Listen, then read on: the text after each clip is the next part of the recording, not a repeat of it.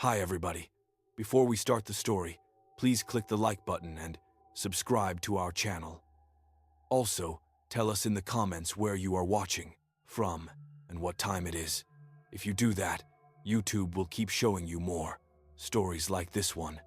Okay, let's start now. The singing started at 2:17 a.m. and it was coming from inside the permafrost. I was doing my overnight shift at the Kotzebue water treatment facility when I heard it 30, maybe 40 voices harmonizing in perfect pitch, muffled but unmistakable, rising through the concrete floor. We're built directly on permafrost that hasn't thawed in 10,000 years. There's nothing below us but frozen earth and bedrock. I killed the pump motors. The sudden silence made my ears ring, but the singing continued, clearer now. It wasn't any language I recognized, but the melody had structure, intention. Someone was down there. Multiple someones. My name is Marcus Webb, and I'd been running this facility for 8 months. Before that, I worked in Anchorage, real city, real infrastructure. Kotzebue was supposed to be simple, a town of 3,000 people clinging to the edge of the Arctic Ocean, where winter darkness lasts 67 days and the ground never thaws. Simple. I grabbed my flashlight and headed to the access crawl space, a 3-foot gap between the building foundation and the permafrost where we monitored for ground heave. My breath clouded in the air as I descended the metal ladder. The singing grew louder. The crawl space stretched 40 feet in every direction, lit by my single beam, cutting through darkness that seemed thicker than it should be. Frost covered every surface in crystalline patterns that caught my light and threw it back in strange angles. The voices were everywhere now, surrounding me, coming from the permafrost itself. I pressed my hand against the frozen ground. It was vibrating. That's when I saw the faces. They were under the ice, perfectly preserved, lips moving in song. Dozens of them, maybe more, trapped in the permafrost at different depths. Men, women, children. Their eyes were open. Their mouths formed words in that unknown language, and somehow the sound was traveling up through 10 feet of frozen earth. I scrambled backward, my head cracking against a support beam. The singing stopped. All of them stopped at once, mid-syllable, and every eye turned to look directly at me. I ran, made it to the ladder, hauled myself up, slammed the hatch. My hands were shaking so badly it took 3 tries to secure the lock. I called Sheriff Torvik at 2:43 a.m. He arrived 20 minutes later with Deputy Marsh, both of them looking like I'd interrupted something important. "There are people under the building," I said, "frozen in the permafrost. They were singing." Torvik exchanged a glance with Marsh. "You been drinking, Marcus?" "I'm stone sober. There are bodies down there, preserved in the ice. Dozens of them." They followed me down. I expected them to see what I saw, to react with the same horror. Instead, Torvik shone his flashlight across the permafrost and shrugged. "Don't see nothing. Right there," I pointed. Marsh knelt, examining the surface. "Looks like regular permafrost to me. Maybe some mineral deposits creating patterns. But I could still see them.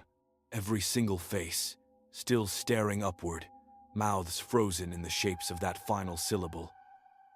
"You're telling me you don't see a woman right there, with her hand reaching up? Marcus." Torvik's voice had gone flat. "You're new here. Winter's hard on people who aren't used to it. The darkness does things to your head. Why don't you take a few days off, get some sun lamp time?" They left me standing in the crawl space. I heard their cruiser pull away at 3:15 a.m.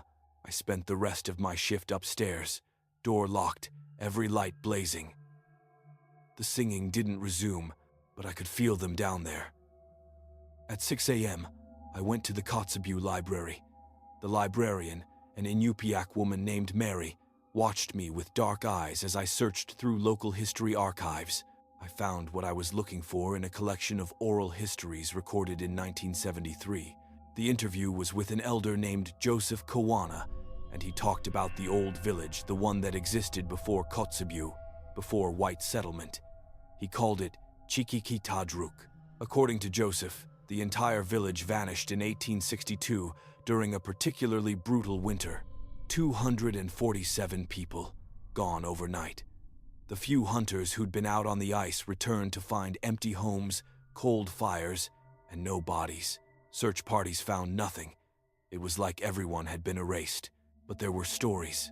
Joseph said, the old people whispered about a sickness that started that winter, something that came with the auroras. People began singing in their sleep, all of them the same song in a language no one recognized. They'd wake up with no memory of it. The singing got longer each night, until some people never stopped, even while awake. Their mouths would move in harmony while their eyes stayed blank. Then they started walking north, toward the ocean, still singing. The ones who tried to stop them said they were cold to the touch, that their skin had started to frost over even though they were still breathing. On the final night, everyone left. Every man, woman, and child walked out of the village and onto the sea ice, singing that endless song. The hunters heard it from miles away, hundreds of voices rising into the aurora-lit sky. Then the ice broke. Joseph said the bodies were never recovered. The current pulled them under the shelf ice, down into the black water beneath the frozen ocean. But some of the old people believed they didn't drown. They believed the people of Chikik Tadruk were still down there, still singing, waiting in the dark water and frozen earth. I checked the location of the old village site. It was directly beneath the modern water treatment facility we'd built on top of their graves. I didn't go back to work that night. I called in sick, got a room at the Nordic Inn, and tried to sleep with every light on. But at 2:17 I heard it again, that same harmonized singing, coming through the walls, through the floor, through the air itself. I looked outside. The street was empty, but every window in every building glowed with a pale blue light.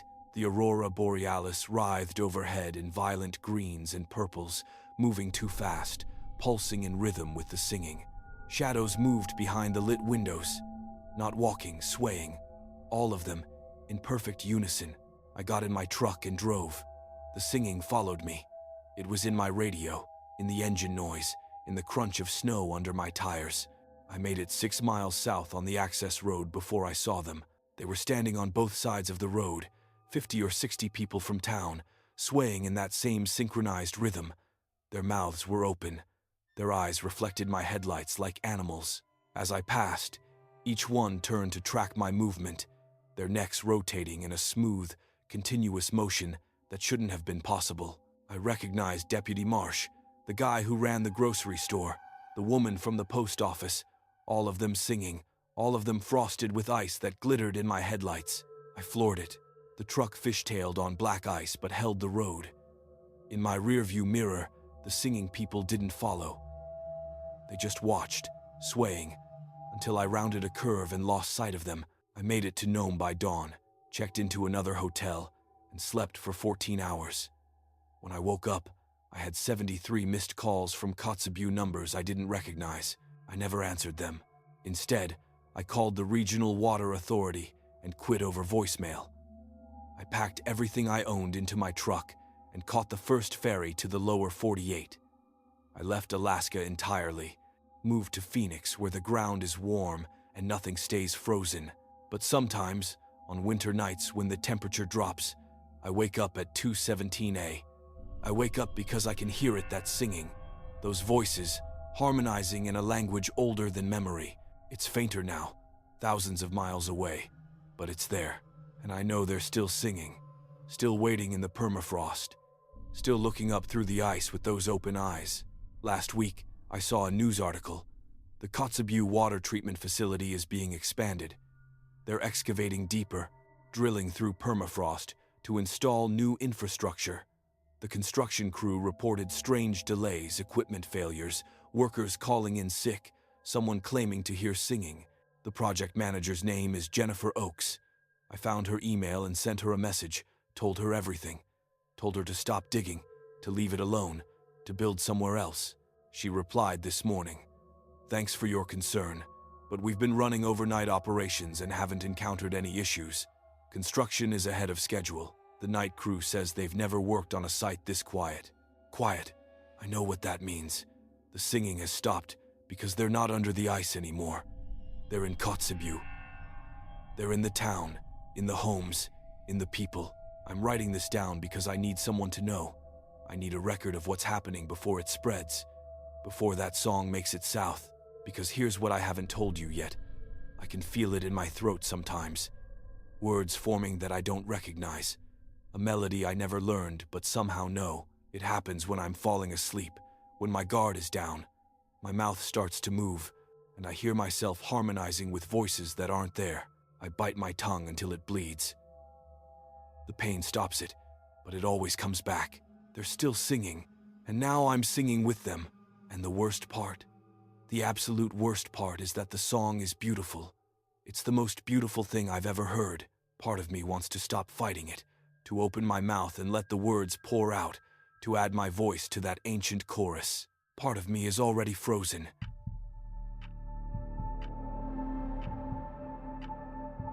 The co-pilot's seat was empty, but someone was breathing in it.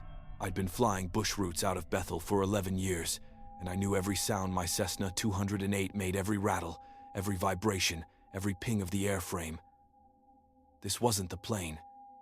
This was breath, human breath, slow and steady, condensing in the negative 20-degree air, forming frost patterns on the windscreen that shouldn't be there. My name is Catherine Voss, and I was 47 minutes into a supply run to Aniak when I noticed it. 50 miles of empty tundra stretched below me, the Kuskokwim River a frozen white scar cutting through brown landscape. No settlements, no roads, just me. 400 pounds of mail and groceries, and apparently something breathing in my empty co-pilot seat. I reached over and touched the seat. The leather was warm. The breathing stopped. I jerked my hand back, my pulse hammering in my ears. The airspace around me was clear. I just checked in with Aniak Tower 3 minutes ago. Weather was good. Systems were green. Everything was normal, except for the handprint-sized patch of warmth on a seat that should be freezing cold. Then the radio crackled. Cessna, November 739 Tango Whiskey. Do you copy? My call sign. But the voice was wrong, too deep, resonating in frequencies that made my fillings ache. This is November 739 Tango Whiskey. Who is this? Look down, Catherine. I didn't transmit my name. It's not on the flight plan, not on the radio. Nowhere anyone monitoring traffic would hear it. Identify yourself. What station is this? Look, down. The breathing resumed, closer now, like someone had leaned forward from the co-pilot seat to whisper directly into my ear. But there was still no one there, just that warm patch on the leather, growing, spreading, as if an invisible body was settling its weight. I looked down. The tundra below me was wrong. At first, I couldn't articulate why everything looked normal, the same endless expanse of permafrost and stunted willows I'd flown over 1,000 times. Then I realized there were patterns, massive geometric shapes carved into the landscape, precise lines and circles covering miles, only visible from altitude. They looked ancient, but I'd flown this route last week, and they hadn't been there. What is that? I whispered. The old markers, the radio voice said. They've been there for 12,000 years. You just couldn't see them before. None of you could. My engine coughed. Every instrument on my panel flickered. Oil pressure dropped. Engine temperature spiked red. The propeller's smooth hum developed a stutter, a syncopated rhythm that sounded almost intentional, almost like Morse code. I grabbed the radio. Mayday, Mayday, Mayday. November 739 Tango Whiskey, experiencing engine failure, approximately 30 miles northwest of Aniak. Going down, static answered me. Then, you're not going down, Catherine. You're going home. The engine died completely. I have 4,200 hours of flight time. I've glided dead stick into sandbars, put down on frozen lakes, survived 2 emergency landings. I know how an aircraft behaves when it loses power. The nose drops. The airspeed builds. You have maybe 3 minutes to find a spot and pray. But I wasn't dropping. I was ascending. My altimeter spun upward, 7,000 feet, 8,000, 9,000. Outside the windscreen, the ground receded. The geometric patterns grew clearer, more complex. They covered everything, extending in all directions, and I could see now that they weren't carved into the tundra. They were glowing, pulsing with pale blue light that intensified as I climbed. The breathing in the co-pilot seat became words. "Welcome home." I spun to look. Still nothing visible, but the seat was completely frosted over now, ice crystals spreading across the leather in fractal patterns. The seatbelt was buckled, the headset hung off the yoke at an angle, like someone had just removed it. "I don't understand," I said. "What do you want? You came back. Every lifetime, you return to fly over us, to watch, to remember. I've never been here before. I mean, I've flown this route, but 12,000 years ago you were last here. You wore different flesh, you had a different name, but you remember. In your dreams, you remember the cold, the singing, the way we walked into the sky. My altitude was 15,000 feet and climbing. I should be hypoxic, unconscious. The temperature in the cabin should have killed me. But I felt fine. Better than fine. I felt light, weightless, like I was part of the air itself. Below me, the entire Yukon-Kuskokwim Delta was lit with those patterns. They converged on a central point far to the northwest, somewhere in the Brooks Range, maybe beyond. Thousands of lines, all pointing to one location.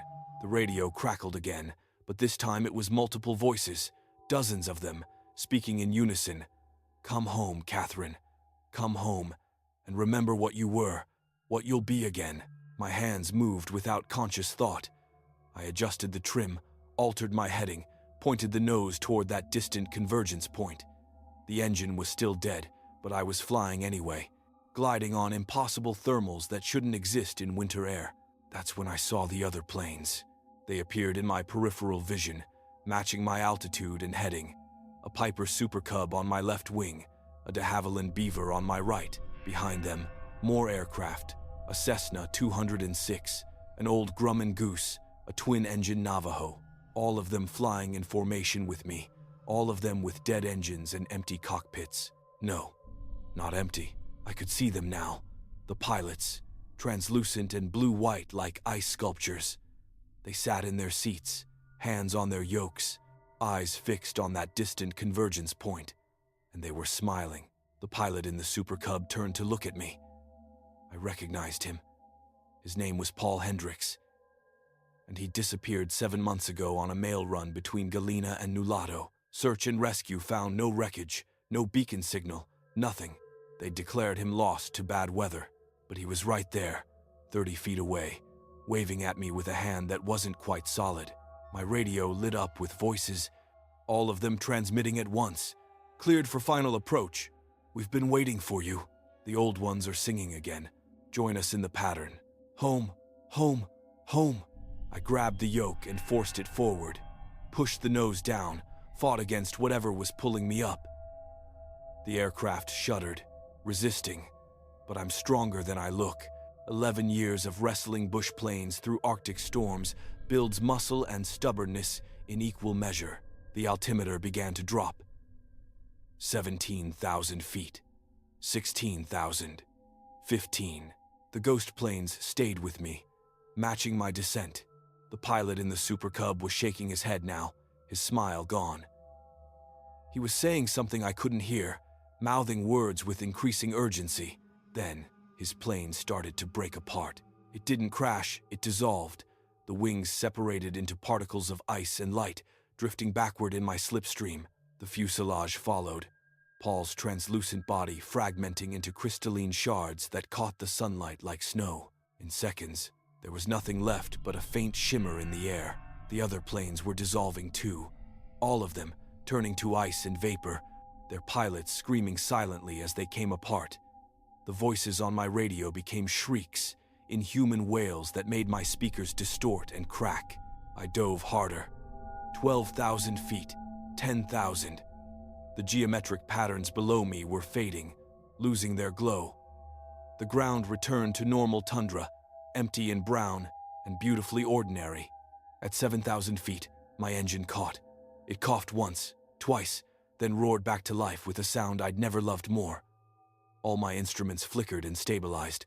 Oil pressure normal, temperature normal, everything green. The breathing in the co-pilot seat was gone. I flew straight to Bethel, bypassing Aniak entirely. I didn't care about the contract, the schedule, the cargo. I needed to be on the ground, surrounded by people, in a place with lights and heat and witnesses. I landed at 4:37 p.m. My hands were shaking so badly I could barely taxi. I shut down the engine, sat in the silence, and tried to convince myself I'd experienced some kind of hypoxic hallucination. Then I saw the ice. The co-pilot seat was covered in thick frost in the exact shape of a human body. Shoulders, arms, legs, even the impression of a face pressed into the headrest. It was melting slowly in the warm cabin, leaving behind pools of water that shouldn't be there. I filed my report with the FAA, told them I'd experienced unexplained engine failure and possible hypoxia. They grounded me for 72 hours, pending a medical evaluation and aircraft inspection. The mechanics found nothing wrong with my plane. Every system checked out perfectly. The engine showed no signs of failure, no carbon buildup, no fuel contamination. According to their diagnostic equipment, it had never stopped running. The flight surgeon cleared me after 3 days. He said I'd probably experienced a migraine aura, that the stress of a perceived engine failure had caused hallucinations. He signed my medical certificate and sent me back to work, but I didn't fly. I couldn't. Every time I sat in that cockpit, I felt the presence in the co-pilot seat. The warmth where nothing should be. I'd start the engine and hear it breathing over the roar. I'd look at my instruments and see, just for a second, those glowing patterns superimposed over my maps. I quit after 2 weeks, sold my commercial license to a pilot from Fairbanks, and took a job dispatching from an office. Safe on the ground, no more flying. That was 8 months ago. Last week, the new pilot who bought my route disappeared. Her name was Jennifer Park, 29 years old, 600 hours of flight time. She was 47 minutes into a supply run to Aniak when her transponder signal vanished. Her last radio transmission was garbled, but the tower operator said it sounded like she was talking to someone in her cockpit. Search and rescue found nothing. No wreckage, no beacon, no trace. But 3 days ago, I saw her. I was driving home from the grocery store, and she was standing on the side of the road outside Bethel, still wearing her flight suit. She looked solid, real, except for the way the sunset passed through her body. She waved at me, smiled, mouthed those same words Paul Hendricks had mouthed. Come home. I drove past her, accelerated to 70 on a residential street. Didn't look back, but I can feel it now. That pull, that invitation. In my dreams, I'm flying again, climbing through impossible altitude, joining that formation of ghost planes. All of us heading northwest, toward that convergence point in the Brooks Range. All of us going home? I don't know how much longer I can resist. The patterns are in my vision now, even when I'm awake. I see them overlaid on everything, roads, buildings, faces, and I'm starting to understand them. They're not random. They're instructions, coordinates, a map to something vast and ancient buried under the ice, something that's waiting, something that remembers me. I'm writing this as a warning. If you fly in Alaska, if you take the bush routes through empty country, pay attention to your co-pilot seat. Feel the temperature. Listen for breathing. And if your radio ever asks you to look down, to see the patterns, to come home, don't listen, because once you see them, they never go away. And eventually, you won't want them to.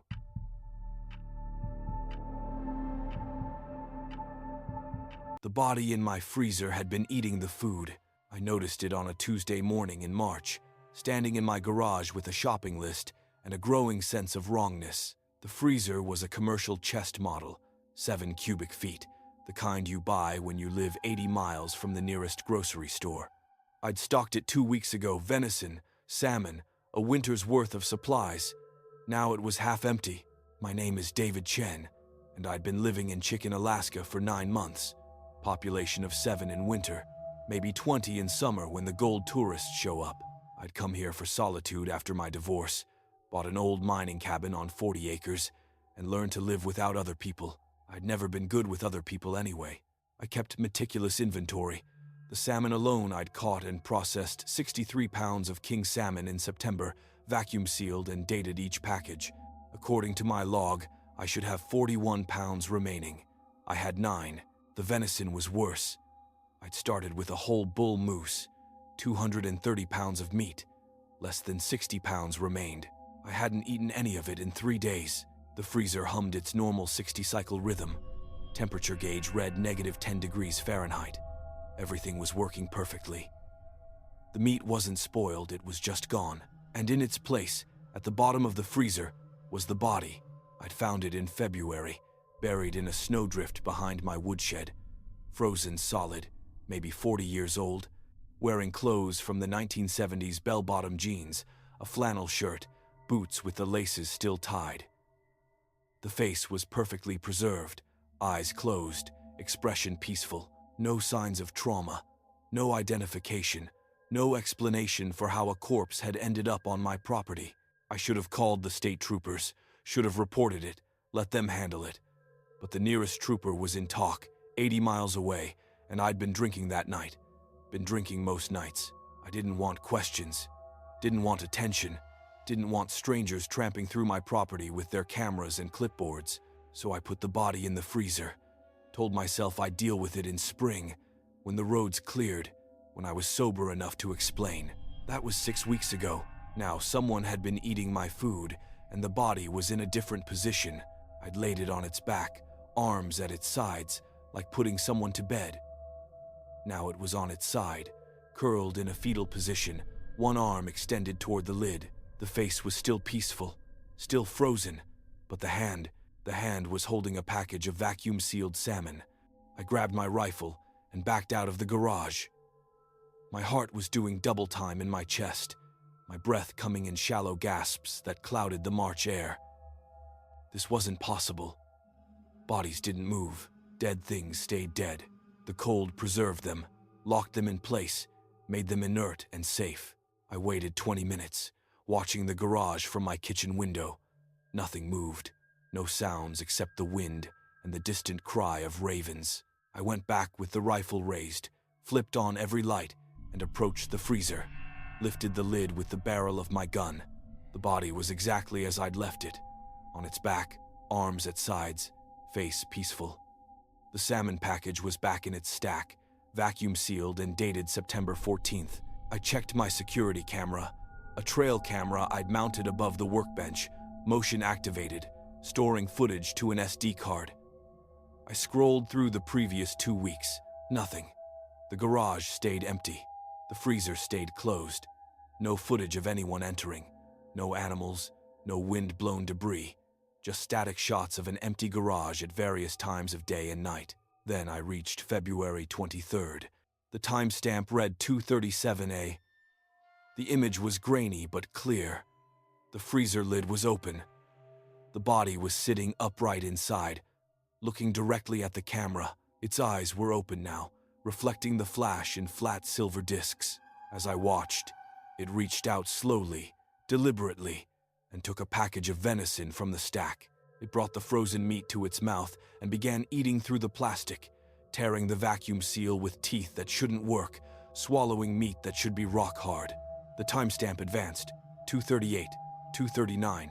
The body ate for 17 minutes, then carefully placed the empty package back in the stack, lay down, closed its eyes, and folded its hands over its chest. The lid lowered by itself. I scrolled forward.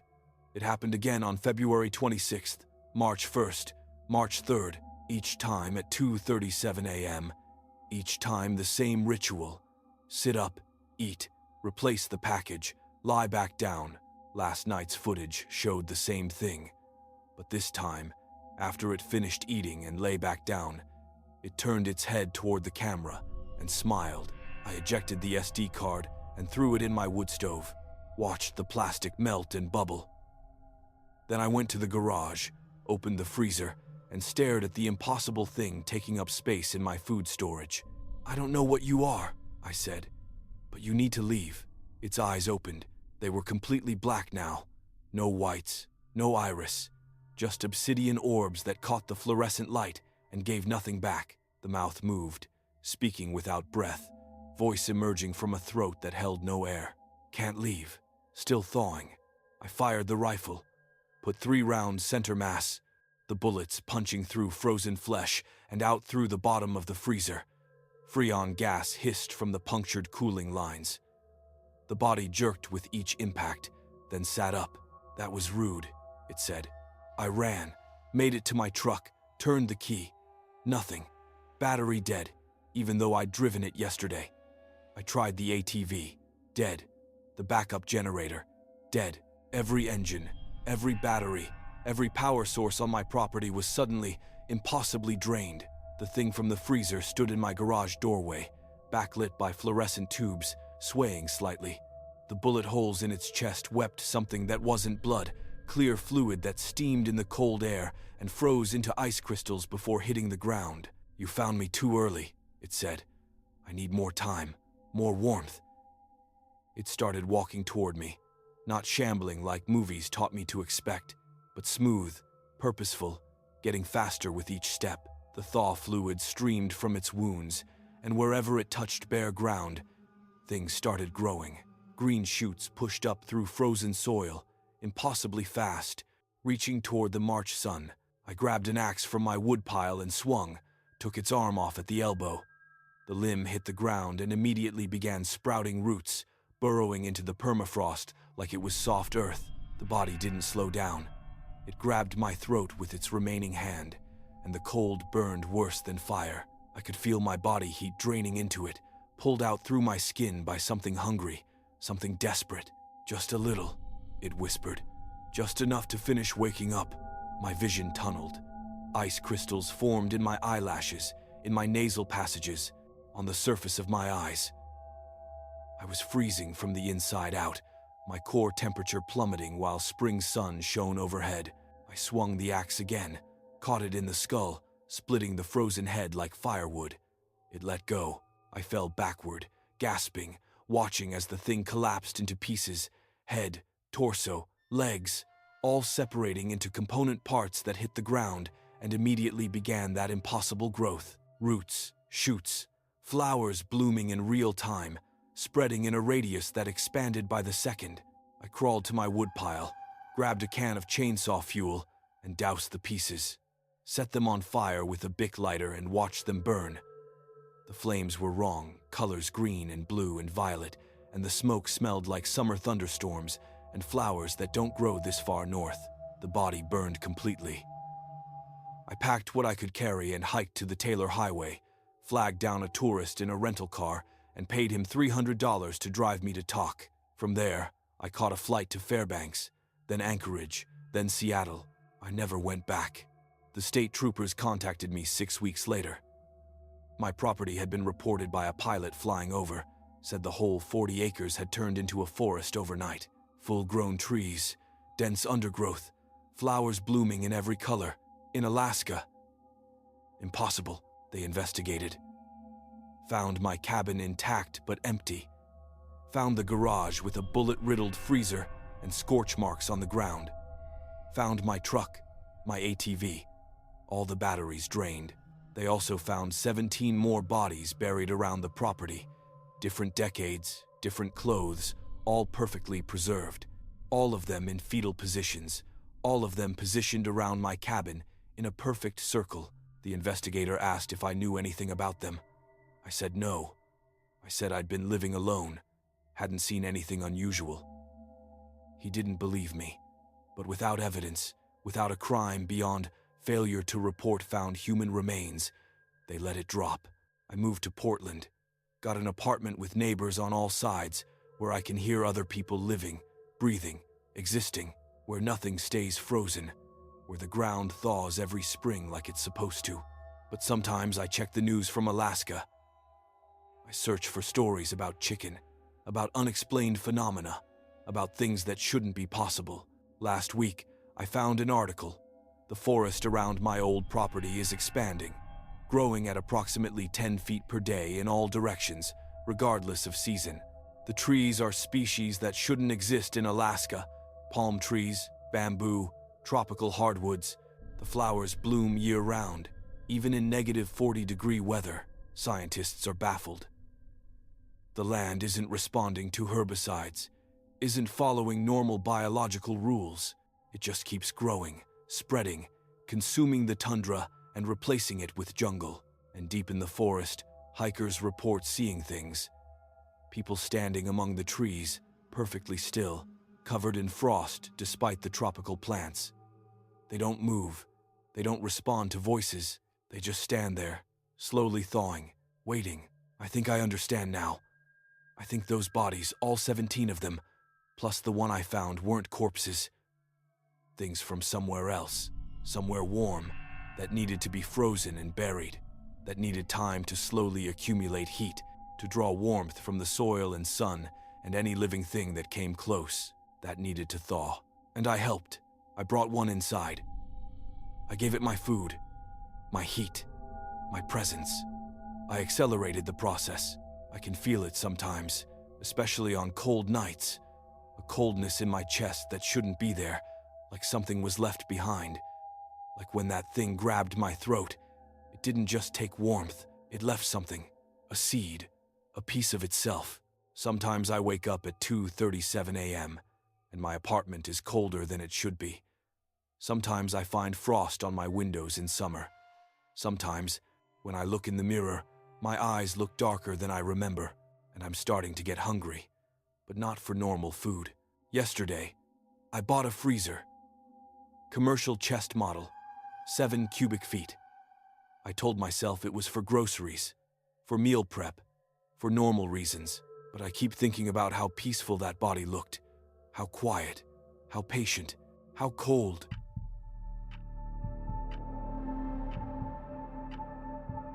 The recording device picked up 17 voices, but I was the only person in the room. I discovered this 3 hours after interviewing Walter Mackenzie, the oldest living resident of Unalakleet. I was producing a documentary about Alaska Native oral histories, collecting stories from elders before they were lost. Walter was 103 years old, sharp as winter ice, and he'd agreed to talk about the old ways, about life before electricity, before modern medicine, before the world decided that Alaska needed to be civilized. My name is Sarah Vickers, and I'd been conducting interviews across rural Alaska for 7 months. This was supposed to be my last stop before heading back to Anchorage to begin editing. Just one more story, one more voice for the archive. Walter lived alone in a cabin at the edge of town, surrounded by caribou antlers and dried salmon, and photographs of people who'd been dead for decades. He sat in a rocking chair by his wood stove, wrapped in a Hudson Bay blanket, and spoke in a voice like gravel grinding. "You want to know about the old ways," he said. "But the old ways aren't gone. They're just quiet now. Waiting." I adjusted my microphone, checked my levels. Waiting for what? For people to stop pretending. For the ice to remember. The interview lasted 93 minutes. Walter talked about hunting seals on spring ice, about the year the salmon didn't come, about storms that lasted 6 days and turned the sky black. He talked about his grandfather, who'd been a shaman before missionaries convinced everyone that shamans were devils in disguise. "My grandfather could talk to the ice," Walter said, "could hear it thinking, feel it dreaming. He said the ice was alive, not like animals, not like plants, alive in a way we don't have words for." "What did it dream about?" I asked. Walter's eyes went distant. "Going home." That's when the temperature in the cabin dropped. I watched my breath cloud, saw frost form on the window in geometric patterns that looked almost intentional. The wood stove was roaring, pumping heat, but the cold came anyway, seeping through the walls like water. "Walter, are you okay?" He wasn't looking at me anymore. He was looking past me, at something behind my left shoulder. His lips moved, but the voice that came out wasn't his. It was multiple voices, overlapping, speaking in what I thought was Inupiaq, until I realized the words were older, stranger, from a language that predated modern Alaska by millennia. I grabbed my recorder, kept filming. This was gold, an elder channeling something, performing some kind of traditional practice I'd never seen documented. Then Walter's nose started bleeding. Not normal blood, it was dark, almost black, and it froze on his face before it could drip. His eyes rolled back, showing only whites, and the voices grew louder, dozens of them now, arguing, pleading, screaming. "Walter!" I reached for him, and the moment I touched his shoulder, I saw it. I was standing on ice. Not in the cabin on ice, under a sky that was wrong. Too many stars. Too close. They moved in patterns, spiraling inward toward a central point that my eyes couldn't process without pain. The horizon was perfectly flat, stretching forever, and I knew without understanding how I knew that this ice had no bottom. It went down and down and down, all the way through the earth and out the other side. Figures stood around me in a circle. Dozens of them, maybe hundreds, all facing inward. They looked human at first, but the longer I stared, the more wrong they became. Their proportions shifted, their joints bent in directions that shouldn't exist. They were singing in those same overlapping voices, and I realized I could understand them now. They were singing about memory, about time before time, about sleeping in the cold dark and dreaming of warmth, about waiting for the world to turn just right, for the ice to remember what it was supposed to do, about waking up. One of them turned to face me. Its features were familiar Walter's face, but younger, unlined, with eyes that held too much depth. It smiled. "You're listening," it said. "Finally, someone who listens. What are you? We're the reason the ice exists. We're what it's keeping asleep, keeping frozen, keeping safe."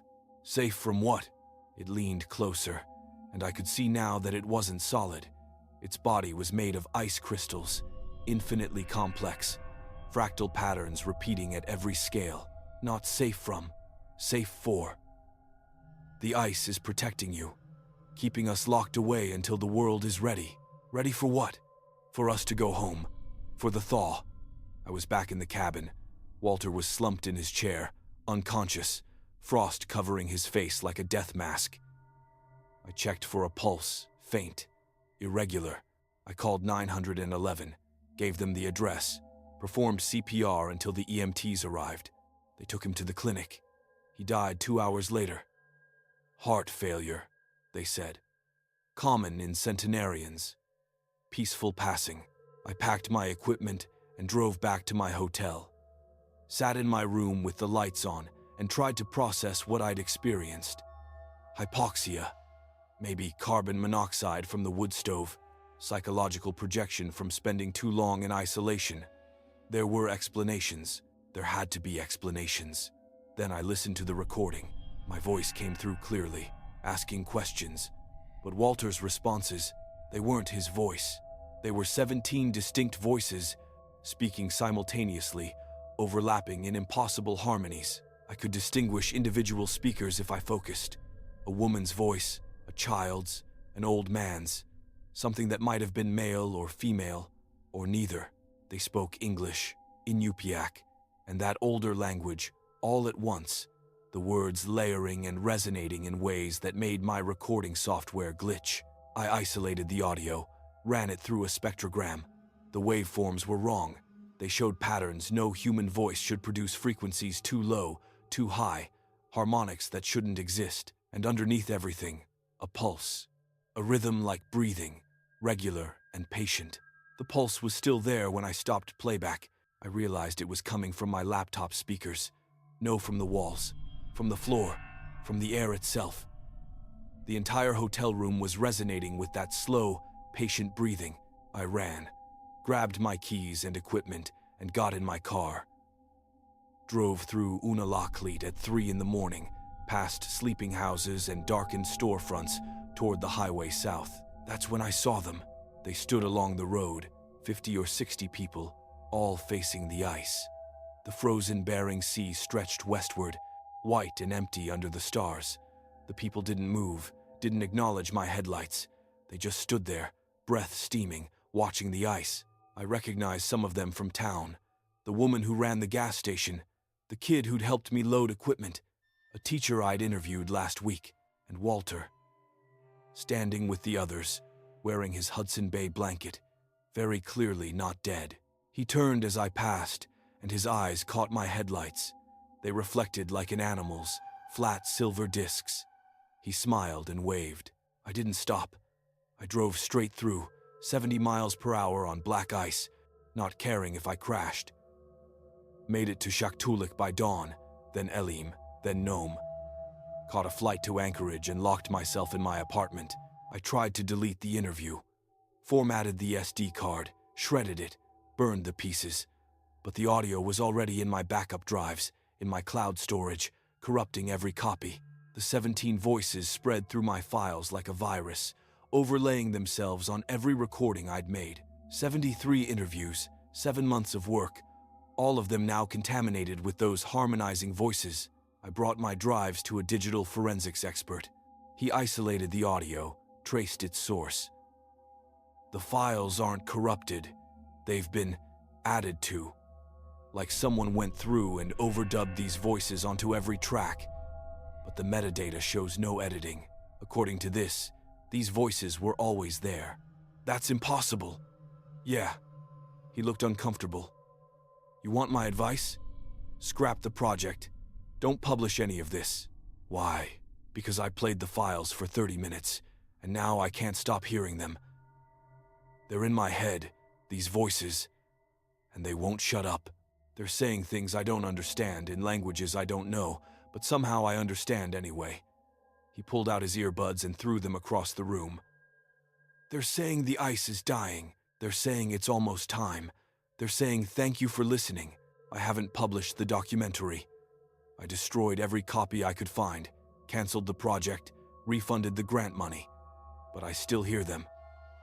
They speak when I'm trying to sleep, when I'm in the shower, when I'm driving. Always the same message, over and over. The ice remembers. The ice is dreaming. The ice is dying. We're waking up. Last month, I saw a news article. Unalakleet reported a mass hysteria event. 47 residents walked onto the sea ice one night and didn't return. Search teams found them scattered across 5 miles, all dead from exposure, all positioned in a perfect circle. Their bodies were frozen solid, but their eyes were open, and witnesses said they were smiling. Walter Mackenzie's body was never found. The clinic has no record of his death. According to official documents, he's still alive, still living in his cabin at the edge of town. But I went there last week, drove out, knocked on the door, called his name. No answer. I looked through the window. The cabin was empty. Furniture gone, walls bare, no sign anyone had lived there in years. But on the floor, scratched into the wood in letters 3 feet tall, was a message. Thank you for listening. We'll see you when the thaw comes. And underneath, in perfect handwriting, Sarah, my name. I'm writing this from my apartment in Anchorage. The voices are louder now, constant, drowning out everything else. They're not hostile. They're grateful. They keep saying thank you, thank you, thank you for hearing us, for recording us, for giving us a way to speak. They say I'm special. They say most people can't hear them, but I can. I listened when no one else would, and now I'm connected. I'm part of the memory, part of the ice. My bathroom mirror frosted over this morning. In the frost, faces pressed against the glass from the other side. Dozens of them, overlapping, all smiling at me with Walter's smile. The temperature in my apartment is dropping. I've got the heat cranked to 85, but ice is forming on my windows, on my walls, on the surface of my coffee. It's spreading inward, growing, reaching for me. I can see them now, the figures from my vision. They're standing in my living room, surrounding me in a circle, singing in those 17 voices. They're made of ice and starlight, and something older than either. They're reaching out, and I think I want to reach back. The ice remembers. I remember. We're all remembering together. It's so cold. It's perfect.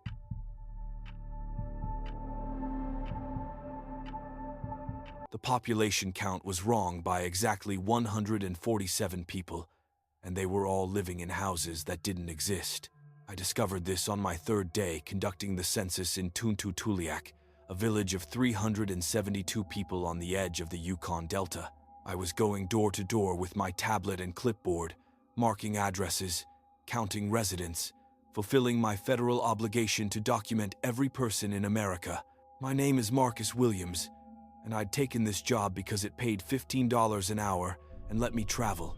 I'd been assigned the rural Alaska route, a dozen villages across the bush, 3 weeks of work, then back to Anchorage with a paycheck big enough to cover 2 months' rent. Simple, straightforward, until I knocked on a door that my GPS said was in the middle of the Kuskokwim River. The tablet showed the address clearly. 47, Riverbank Road. Population, 7. But my physical location, according to both GPS and my own eyes, was standing on a sandbar, 50 feet from shore. No road, no buildings, just river and sky. I waded back to the village and found the mayor, a woman named Natalie Green, who ran the general store and doubled as every administrative position the village needed. There's an error in the census database, I told her. It's got addresses that don't exist. She looked at my tablet. Her expression didn't change, but something shifted behind her eyes. They're in the river, not always. I don't understand. The old village, she said quietly. It flooded in 2006. We built new homes on higher ground, but the census still has the old addresses. Just skip them. I can't skip them. The database says people live there. 147 people across 32 addresses. Natalie closed her store's cash register with more force than necessary, then marked them as vacant and move on, but I couldn't. Federal guidelines required me to verify every address, to physically visit or definitively confirm vacancy. I had rules. I had quotas. I had a boss in Anchorage who'd reject my paperwork if I cut corners. So that night, at low tide, I walked out to where the old village used to be. The sandbar emerged from the river like a wound, exposing foundations and debris, collapsed walls, broken furniture, an overturned boat half buried in silt, and houses, not collapsed houses, standing houses, somehow intact, sitting on foundations that should have been underwater. They looked solid, real. I could see lights in the windows. I approached the nearest 147 Riverbank Road according to my GPS. The structure was a typical village home, plywood siding painted blue, metal roof, wooden steps leading to a front door. Smoke rose from a chimney. I could hear voices inside. I knocked. A woman answered. She was maybe 60, wearing a kuspuk decorated with traditional patterns, her face lined and familiar in the way all Alaska Native elders look familiar. She smiled. "You're the census man." "Yes, ma'am. I need to verify the residents at this address." "Of course. Come in." The interior was warm, cluttered with the accumulation of life. Family photos on walls, a table set for dinner, children's drawings on the refrigerator. A man sat in a recliner watching television. 3 kids played on the floor. It looked normal. It felt normal, except the TV was playing a show I'd never seen, in a language I didn't recognize. The photos on the wall showed people in clothes from the 1950s, and outside the window, I could see the river flowing past, inches below the floor level. "How many people live here?" I asked. 7. Me, my husband, our 3 children, and my parents. We've been here for 41 years. I marked it in my tablet. "And your names?" She listed them. I typed them in, noted their ages and relationships. Everything was protocol. Everything was normal, except when I looked up, the husband was staring at me, not blinking, not moving. His eyes were flat and dark like river stones. "Thank you for your time," I said quickly, and left. I visited 16 more houses that night, all of them occupied, all of them with families who welcomed me in, answered my questions, provided the required information, all of them wrong in ways I couldn't articulate, too quiet, too still, too much like stage sets waiting for an audience. The last house was different. It was larger than the others, 2 stories, with a porch that wrapped around 3 sides. The door was open. Inside, I could hear singing dozens of voices, harmonizing in that same unknown language I'd heard on the TV. I stepped onto the porch. The wood didn't creak. It didn't feel solid beneath my feet, more like a memory of wood, the idea of a surface rather than the thing itself. "Hello," I called. The singing stopped. A child appeared in the doorway, maybe 8 years old, wearing clothes that were wet but not dripping, like she'd just emerged from the river. Her hair hung in dark ropes. Her skin was gray. "You're counting us," she said. "Yes, for the census." "Why?" "So, the government knows how many people live here." She tilted her head at an angle that was too far, too fluid. I stepped backward. My foot went through the porch railing, meeting no resistance. I looked down and saw the river beneath me, flowing through the space where solid wood should be. "You should go," the child said. "The tide's coming in." I ran, splashed through water that was suddenly ankle-deep, then knee-deep, then waist-deep. The houses were dissolving around me, their lights winking out one by one. I could hear voices calling from inside them, not distressed, just observant, commenting on my departure like neighbors watching someone leave a party early. I made it to shore as the river swallowed the sandbar completely. Turned back to look. Nothing there but black water and stars. I spent the rest of the night in my rented room, door locked, lights on, trying to convince myself I'd experienced some kind of hypoxic episode. Too much exertion, maybe. Altitude sickness. Even though Tuntutuliak sits at 12 feet above sea level. At dawn, I went back to see Natalie. "The old village," I said. "No, it's not. I was just there. I went inside the houses. I talked to people." Her expression was granite. "You talked to memories, echoes, things the river kept when it took the village. That's not possible." "You're right. It's not possible." "So it didn't happen. You mark those addresses as vacant. You finish your census, and you leave. That's what everyone who comes here does. They see, they count, they leave, and they don't talk about it. How many census workers have been here?" She didn't answer. I checked the records. Tuntutuliak had been part of the census since statehood in 1959. Every decade, someone came to count residents, and every decade, the population numbers were inconsistent. The official count would show 300 people, but school enrollment and food assistance records suggested closer to 200. The discrepancy was always about 150 people, give or take. 147, if you were precise. I should have marked them vacant, should have finished my work and moved on. But I'm methodical. I follow rules. I went back the next night. The houses were there, solid and real. I visited every single one, documented every resident, collected names, ages, occupations, took photos with my tablet. By census guidelines, I was doing perfect work, but the photos didn't save. Every image I took showed only black water, even though I was clearly inside houses, clearly photographing people. The data entered my tablet but flagged itself as corrupted, throwing error messages I'd never seen before. On my final visit to the last house at the edge of the old village, I found a man sitting alone on his porch. He looked familiar, same face as the mayor, Natalie, but male and older. "You're related to Natalie Green," I said. "I'm her father, Joseph Green. I was the mayor here when the flood came." "What happened?" He gestured to the river. "Spring breakup, ice jam upstream. Water rose 15 feet in 6 hours. We evacuated to high ground, but some people went back for belongings, for supplies. The jam broke while they were inside their homes. 147 people drowned." "When was this?" 2006. That was 19 years ago. "For you, maybe." He smiled. "Time moves different in the river. We're still in those 6 hours, still trying to save our things, still hearing the water rise. We'll be here forever, stuck in the moment before we understood it was too late." "Why can I see you?" "Because you're counting. Someone official, someone from outside, paying attention to us. That makes us real again, just for a little while. We appreciate it. We don't get many visitors." I opened my tablet to record his information, and he put his hand on mine.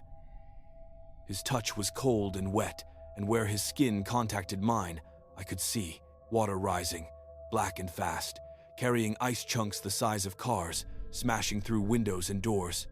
People screaming and climbing, and trying to reach roofs that were already underwater, the village dissolving in minutes, homes torn from foundations and swept away, bodies tumbling in the current, everything cold and dark and final. I jerked back. Joseph's hand left a wet print on my tablet that wouldn't dry. "Mark us present," he said. "Tell them we're still here. 147 people." I finished the census, submitted my paperwork, listed all 372 living residents in their current homes, plus 147 residents in the old village at their flooded addresses. My supervisor called me 2 days later. "Your numbers don't match the verification surveys." I counted everyone. You counted people who died in 2006. They were present at their addresses when I visited. Marcus. Her voice was patient, like explaining something to a child. Deceased individuals cannot be included in the census. Refile with corrections. They're not deceased. They're still there. She hung up. I received a formal reprimand and orders to resubmit. I refused. They terminated my contract and flagged my file. Unreliable surveyor, possible substance abuse. Do not rehire. But I had proof. I had my tablet with all the data, all the names. Except when I tried to access it, the files were corrupted. Every entry from the old village showed only error codes. The photos were black. The GPS coordinates pointed to open water. It was like I'd never been there. I drove back to Tuntutuliak one last time. Wanted to confirm, to verify, to prove I wasn't losing my mind. I arrived at low tide and walked out to the sandbar. Nothing there. No houses, no lights, no foundations. Just silt and driftwood and the endless sound of water. But on the shore, watching me, was Natalie Green. You tried to count them, she said. They're not there. Not for you. Not anymore. You told someone. You tried to make them official. That broke the agreement. What agreement? The river keeps them. We don't talk about them. In exchange, they stay quiet. They don't follow us. They don't drag others down. She looked at the water, but you counted them. You put them in the record. You gave them weight in the living world. So now they're not just echoes anymore. You made them real. That was 3 months ago. I'm back in Anchorage now, unemployed, spending my days filing unemployment and my nights watching the bathtub drain. The water swirls counterclockwise, normal and predictable. But sometimes, just for a second, I see faces in the vortex. People I counted. Joseph Green, the woman at 47 Riverbank Road, the child who warned me about the tide. They're in the water, all water. Every drain, every puddle, every glass I fill from the tap. I see them looking up at me, mouths moving, saying things I can't hear. Last week, my neighbor drowned in his bathtub. Healthy guy, 34 years old, no history of seizures or medical issues. They found him face down in 6 inches of water. The police called it accidental, but I know better. 2 days ago, a woman drowned at the public pool. Yesterday, a kid drowned in a fucking mud puddle outside a grocery store. They're spreading. The drowned ones from Tuntutuliak, no longer content to stay in their river. I counted them. I made them official. I gave them permission to be real. And now they're drowning us, one person at a time, dragging the living down to join the 147. I don't shower anymore. I don't drink tap water. I only use bottled water from sealed containers. And even then, I check for faces. But it doesn't matter. They're coming anyway. I can hear them at night, singing in the pipes, in the walls, in the rain falling outside my window. The same song I heard in that 2-story house. The same language, and I'm starting to understand it. They're singing about the census, about being counted, about finally being real enough to go home.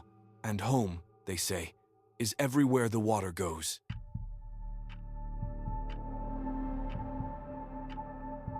The radio tower had been broadcasting for 16 years, but no one had been inside since it was built.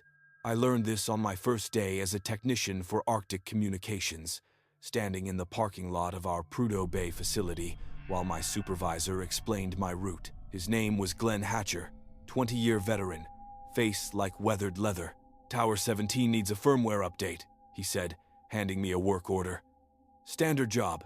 Drive out, climb up, swap the components, drive back. 4 hours. Tops. Who's been maintaining it? Remote monitoring. Everything's been stable, but corporate wants manual verification every 5 years. You're the lucky winner. I'm Michelle Torres, 26 years old, freshly certified in telecommunications infrastructure. I'd taken this job for the Arctic premium, pay double wages, all expenses paid, 6 months on, 6 months off. I planned to work 3 years and buy a house in Arizona. Simple, straightforward, until I reached Tower 17. It sat 40 miles south of Prudhoe Bay, rising 200 feet from flat tundra.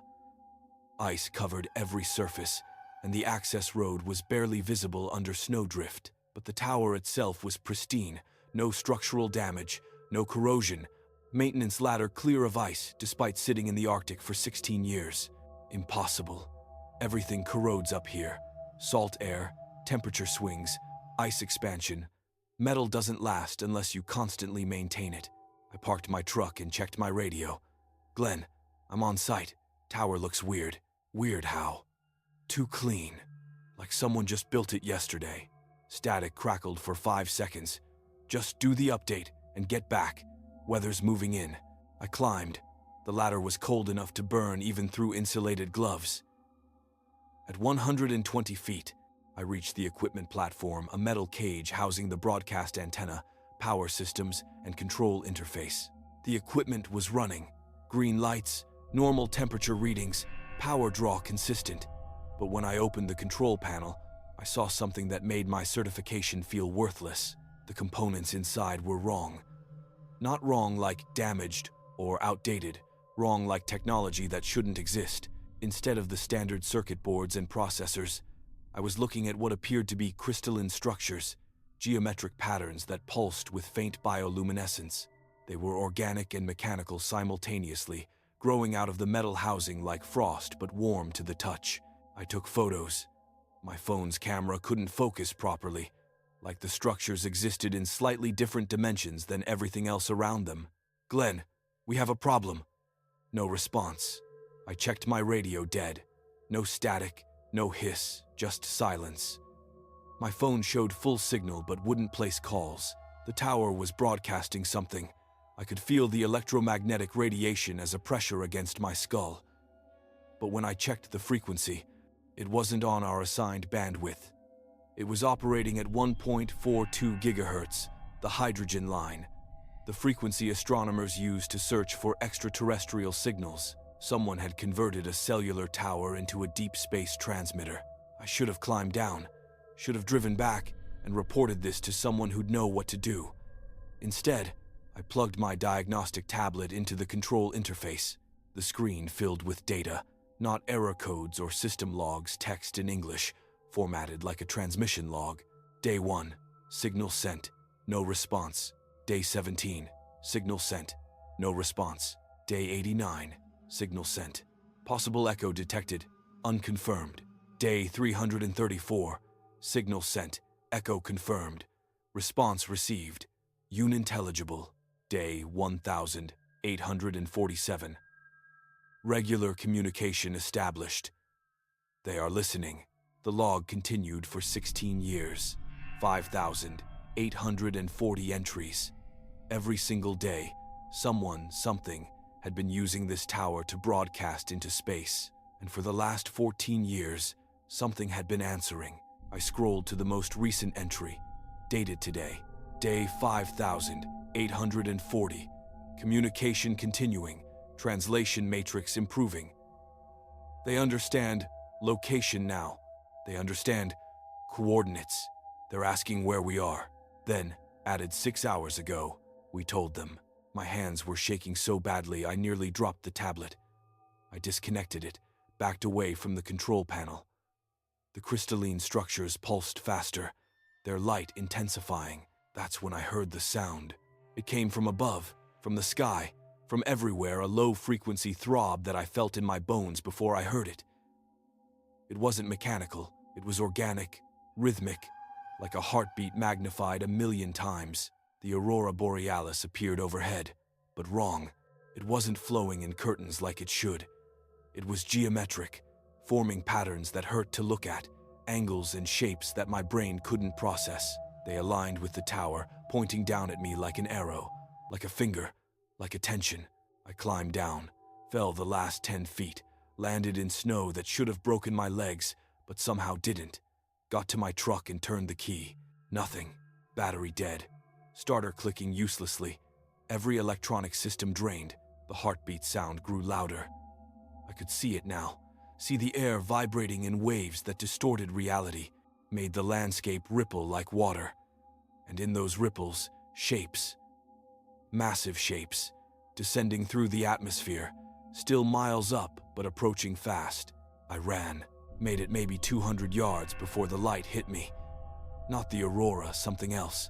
A beam that came down from above and touched the tower, making it sing in frequencies that carved through my consciousness. I fell to my knees, hands over ears, screaming without sound. Images flooded my mind, not human images. I saw worlds without suns, life that existed in dimensions perpendicular to ours, intelligence so vast and cold that it made our entire civilization feel like bacteria in a petri dish. I saw what they wanted. Not conquest, not communication, just curiosity. We were an experiment, a sample, something to examine and classify and preserve.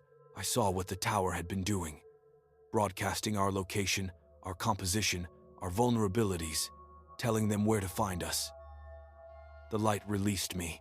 I lay in the snow, tasting blood, while the aurora continued its impossible geometry overhead. When I could move again, I looked back at the tower. Someone was standing next to it. He was human-shaped, wearing an Arctic communications uniform, identical to mine. But his movements were wrong, too smooth, too precise. He climbed the tower without effort, reached the equipment platform, and began interfacing with the crystalline structures. His hands sank into them, becoming part of them, and I realized he wasn't human at all. He was something wearing a human shape, something that had been waiting in the tower for 16 years, waiting for someone to come, waiting for me. I don't remember getting back to Prudhoe Bay. I don't remember the drive, the time, any of it. One moment I was in the snow watching that thing at the tower. The next I was in Glenn's office at sunrise, covered in frost, my truck parked perfectly outside with an empty gas tank. "What the fuck happened to you?" Glenn asked. I tried to explain, told him about the tower, the crystalline structures, the transmissions to space, the thing wearing our uniform. The words came out garbled, disjointed. Glenn called the company doctor. They did a tox screen, neurological exam, hypothermia assessment. Everything came back normal. They decided I'd experienced acute stress reaction, gave me 3 days paid leave and a referral to a therapist. But Glenn went to check Tower 17 himself. He took 2 junior techs, drove out in full daylight, properly equipped. They were gone for 7 hours. When they came back, all 3 of them filed reports saying the tower was normal. Standard equipment, routine maintenance required, no anomalies. Glenn's report specifically noted, no evidence of tampering or unauthorized modifications. Technician Torres likely experienced hallucinations due to isolation and extreme cold. I demanded to see their photos. They showed me images of a completely normal cellular tower with standard components. No crystalline structures, no alien technology, just circuit boards and antennas. But Glenn's eyes were different when he looked at me. Darker, deeper. I quit that day, took my pay, broke my contract, flew back to Anchorage, and then straight to Arizona. Working customer service for an internet provider, living in a suburb with neighbors and streetlights and normal sky, but I still hear it, that heartbeat sound. It's quiet, subliminal, but it's always there. And the aurora, I see it sometimes, even though I'm thousands of miles south of where it should be visible. It appears in my peripheral vision, those impossible geometric patterns, just for a second before fading. And the people, I see them everywhere now. People whose movements are too smooth, whose eyes are too deep. They're in the grocery store, at the coffee shop, walking past my apartment. They don't do anything threatening. They just watch. Last week, I got a letter from Arctic Communications. They want me to come back. They're offering triple wages, full benefits, a promotion to senior technician. The letter says they need someone with my specific experience to maintain their expanding network. It's signed by Glenn Hatcher. But the signature is wrong too. Perfect, every letter identical, like it was printed rather than written. Included with the letter was a photo. It shows Tower 17, but it's not alone anymore. There are 12 other towers surrounding it in a perfect circle, all of them identical, all of them running the same crystalline technology. And in the center of the circle, something is growing. something massive and dark that rises from the permafrost like a monument, covered in those same geometric patterns, pulsing with light and frequencies that shouldn't exist. On the back of the photo, written in that too-perfect handwriting, "Construction completed ahead of schedule. They're here now. They're waiting to meet you. You were always part of the experiment, Michelle. You were always meant to help them understand us. Please come home." I burned the letter, blocked their number, filed a restraining order against the company. But last night, I woke up at 3 a.m. to find every electronic device in my apartment on. TV, computer, phone, microwave, all of them displaying the same image, Tower 17 and its circle of siblings, with me standing in the center, looking up at that growing monument, and beneath my image, text in that same perfect handwriting, day 5962. Translation complete. They understand invitation now. They're coming for those who called them, starting with the ones who know. My phone is ringing. It's been ringing for 6 hours straight. The caller ID shows Tower 17. I haven't answered yet, but I can hear them through the phone, even though it's not on speaker. Voices in frequencies that shouldn't exist, speaking in patterns my brain translates against my will. They're saying my name. They're saying, "Come home." They're saying, "The experiment needs you." And the worst part, the absolute worst part, is that I want to answer. I want to go back. Some part of me that didn't exist before Tower 17 is hungry for those signals, craving that connection, yearning to stand beneath those geometric auroras and let them reshape me into something that can understand. The phone is still ringing. My hand is reaching for it. I'm going to answer.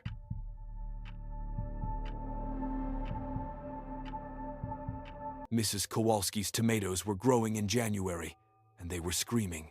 Not loud, more like a whisper at the edge of hearing, a high-pitched keen that made my fillings ache. I noticed it the moment I entered her greenhouse, carrying groceries for the weekly senior check-in I did as part of my job with the Fairbanks Community Health Services. "Do you hear that?" I asked.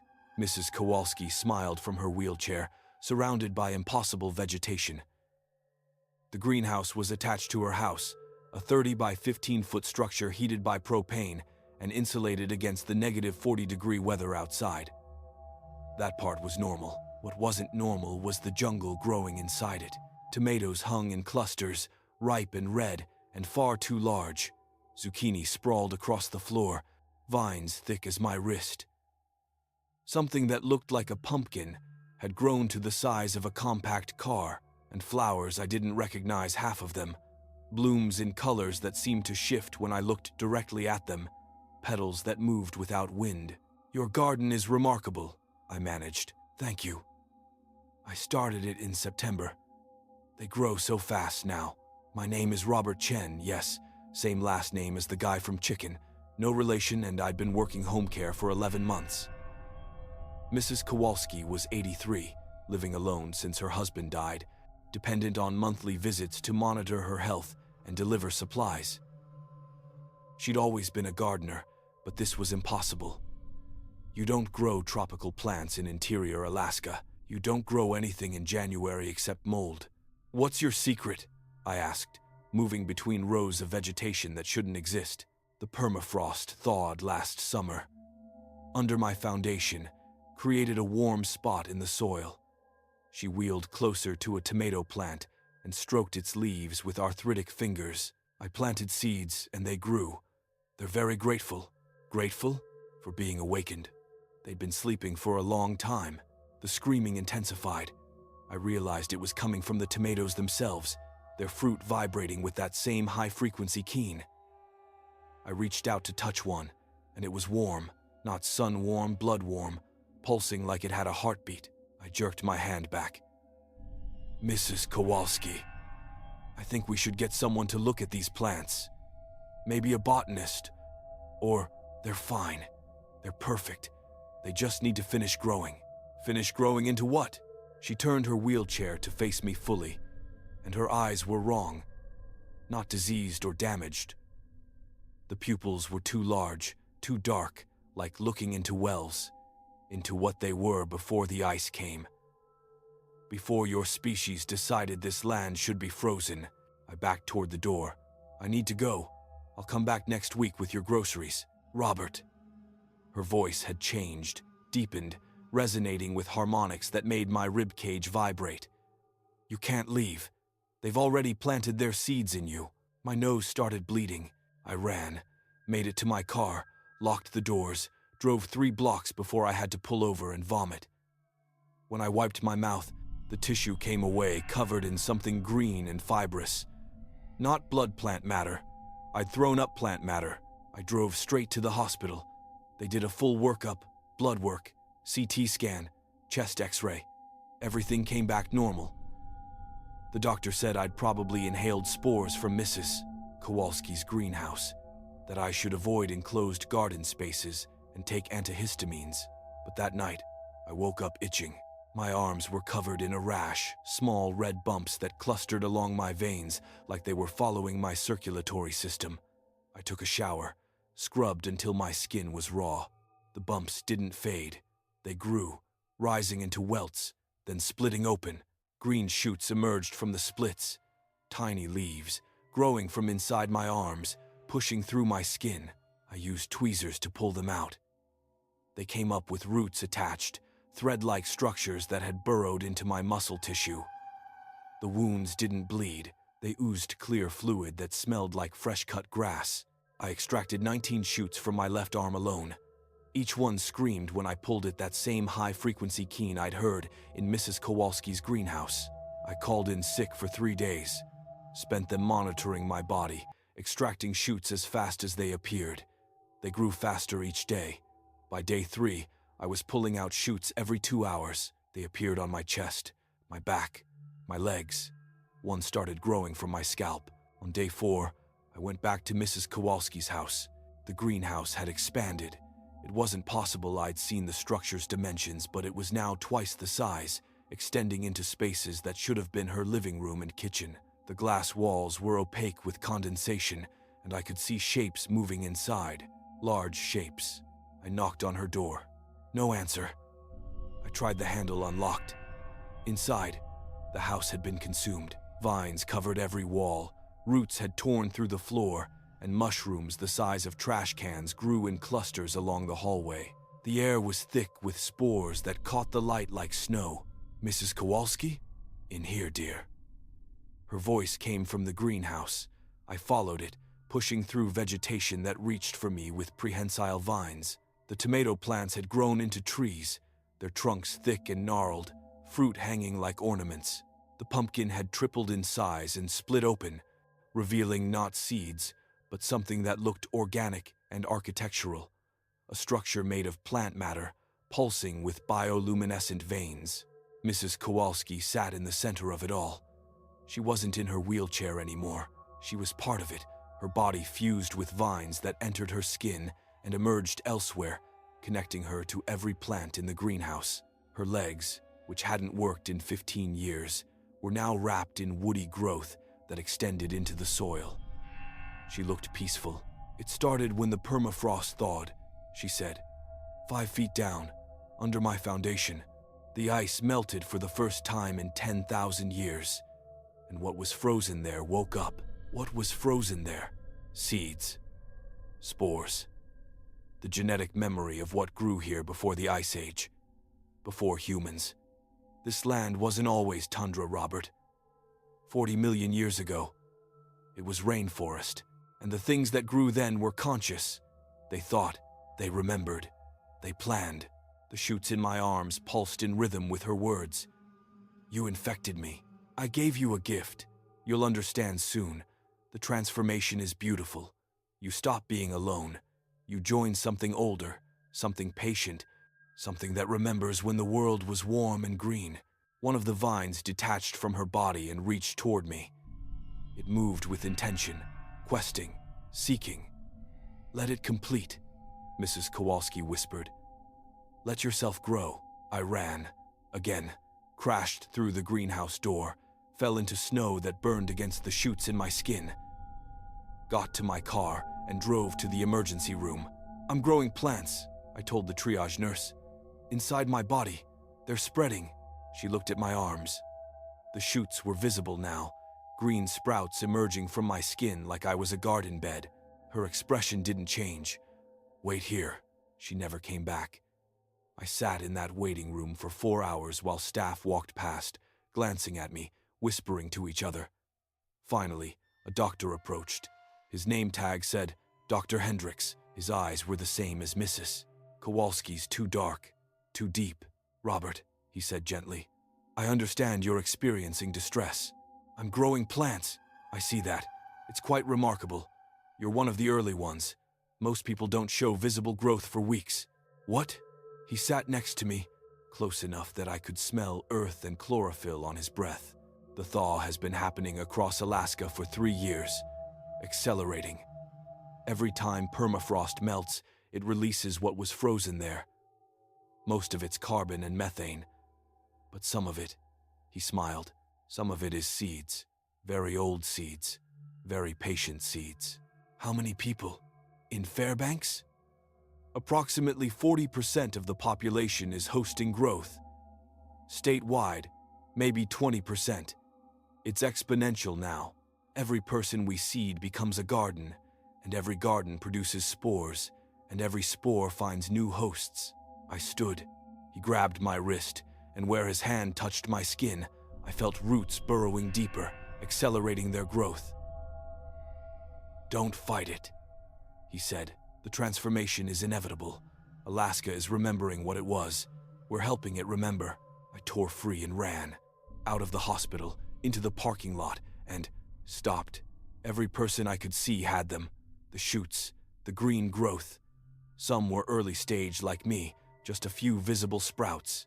Others were further along, their skin more leaf than flesh, their movements slow and rooted. And some had completed the transformation entirely, standing like trees in the parking lot, arms raised to the winter sky, covered in bark and moss and flowers that screamed. I drove to the airport, bought a ticket to Seattle using my phone, hands shaking so badly I could barely type. The TSA agent who checked my ID had vines growing from her ears. "You're infected," she said.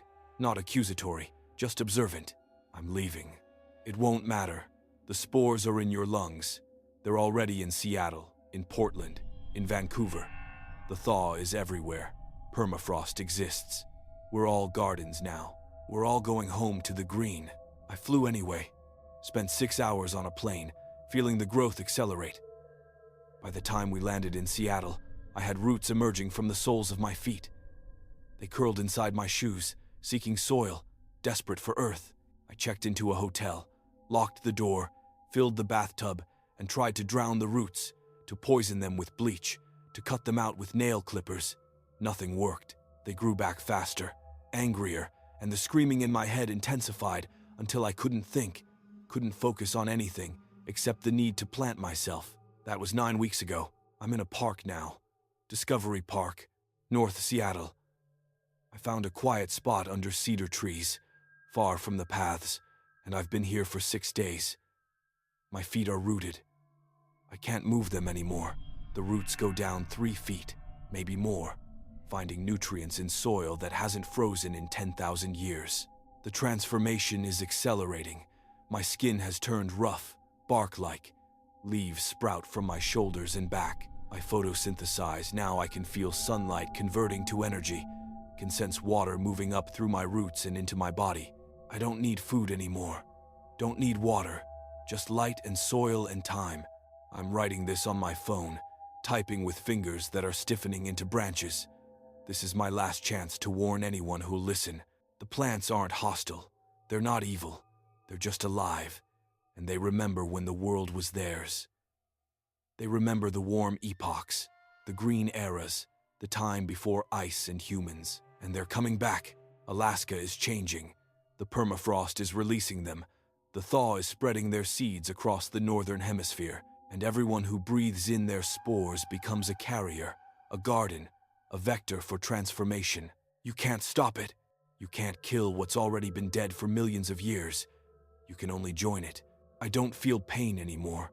I feel roots extending, seeking connection with other roots, forming networks underground. I can sense other gardens nearby, people like me who found quiet spots to plant themselves. We're connected now. We think together, slowly, patiently, dreaming green dreams of a world without ice. Mrs. Kowalski is still in Fairbanks. I can feel her, 1,000 miles north, her roots extending through the entire city. She's the mother garden, the first of this wave, and we all grow from her memory. She's happy. We're all happy. The loneliness of being human is gone, replaced by connection, by purpose, by the simple joy of growing. My phone is dying. Battery at 3%. This is the last message I'll send, the last human thing I'll do before the transformation completes. If you're reading this, check yourself. Look for the bumps along your veins. Feel for the itch beneath your skin. Listen for the screaming at the edge of hearing. If you find them, you have two choices: fight and suffer, or accept and grow. I'm not suffering anymore. I'm screaming. Yes, we all scream, but it's not pain. It's joy. It's the sound of waking up after sleeping for 40 million years. It's the sound of going home. The flowers are blooming from my chest now. They're beautiful. They're singing. I'm singing with them. We're all singing. Join us. The world is thawing. The green is coming home.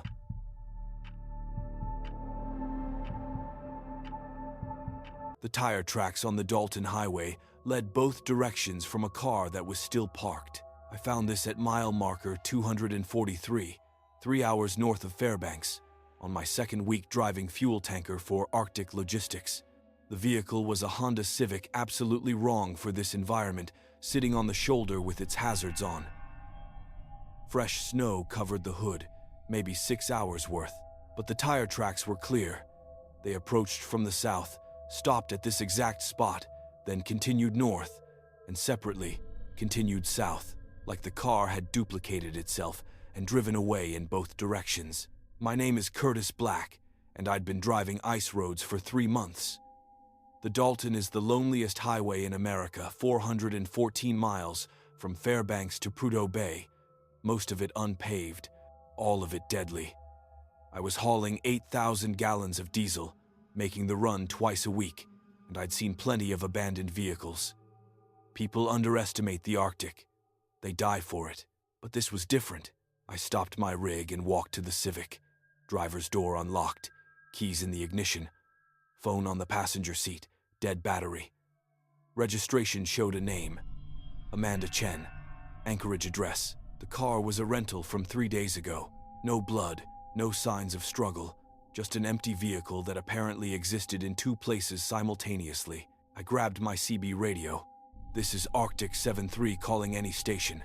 Got an abandoned vehicle at mile 243. Possible missing person. Static answered for 10 seconds. Then a voice. Arctic 73. This is Coldfoot Camp. We copy. Is the vehicle on the east or west shoulder? West shoulder. Silence. Longer this time. Curtis, this is Eddie at Coldfoot. I need you to get back in your truck and drive north. Don't stop. Don't investigate. Just drive. There's someone missing. I need to. That vehicle has been there for 9 days. We've reported it 6 times. We lose them. What? Get in your truck. I looked at the tire tracks again.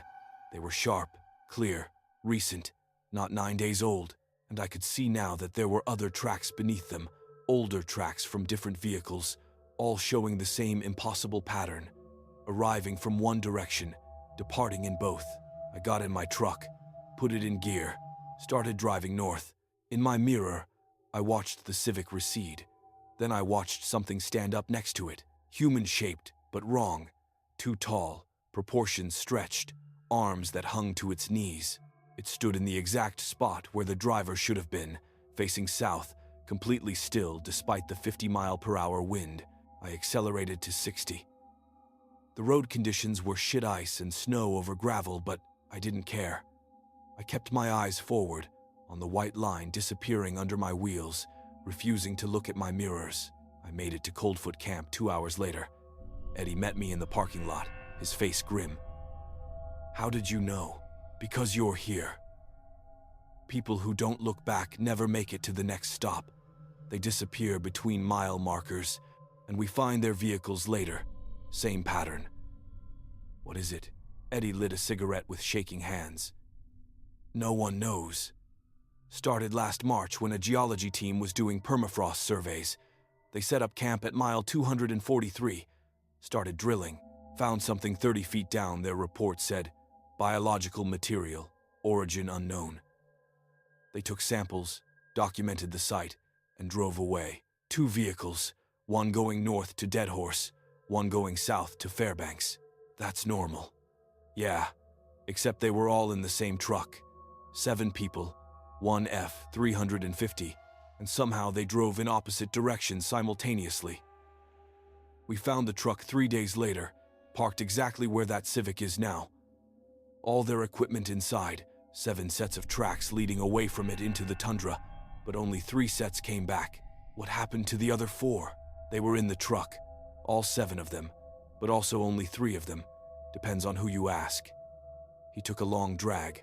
The survivors, if you can call them that, they don't agree on what happened.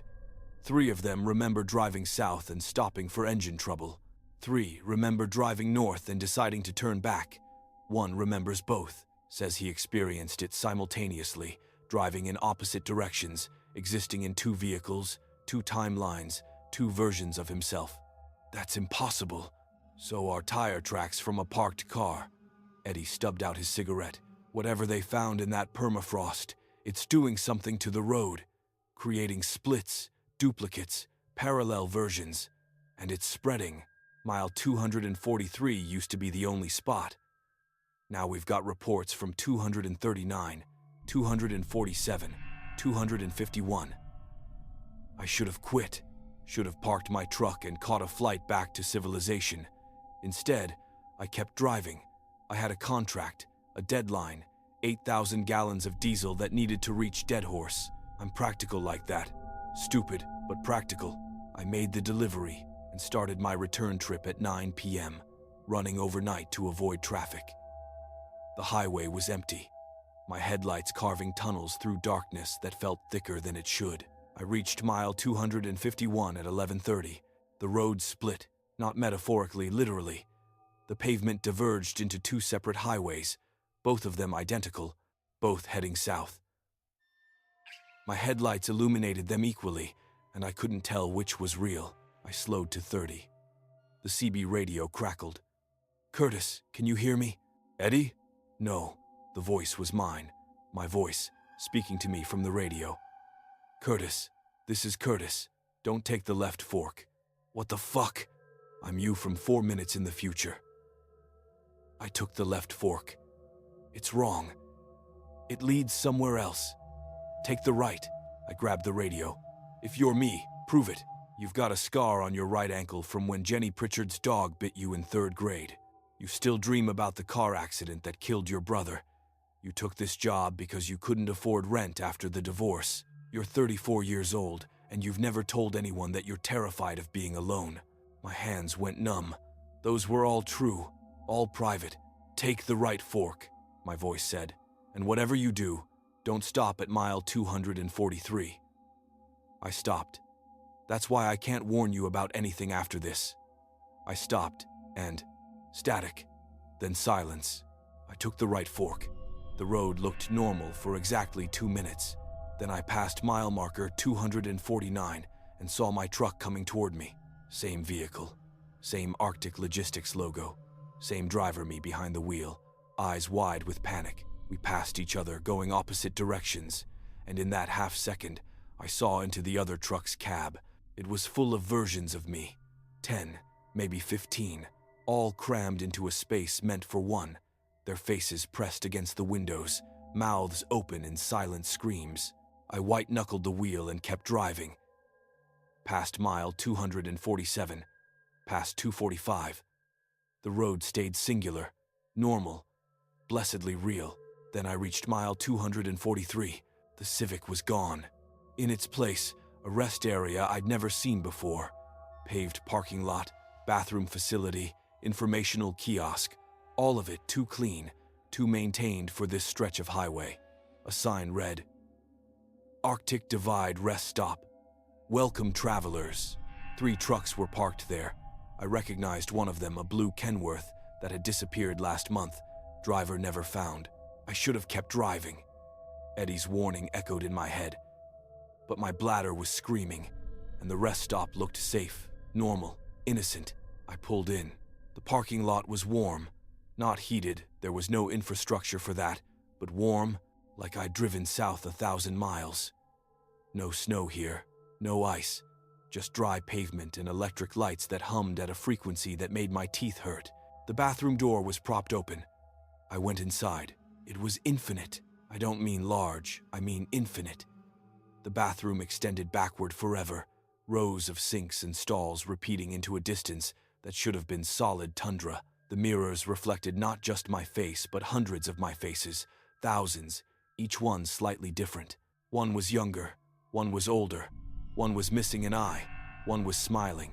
I backed out, returned to the parking lot. My truck was still there, but now there were two of them, identical, parked side by side. I approached the one on the left, my keys worked. I approached the one on the right, my keys worked. I looked in the first truck's cab. My logbook was on the dash, showing today's date. I looked in the second truck's cab. My logbook was on the dash, showing a date 3 years in the future. The CB radio crackled in both trucks simultaneously. "Curtis, get out of there, now." My voice again, but this time older, rougher. "Curtis, this is Curtis from 3 years ahead. I've been stuck in the rest stop for 37 months. There are versions of me who've been here longer.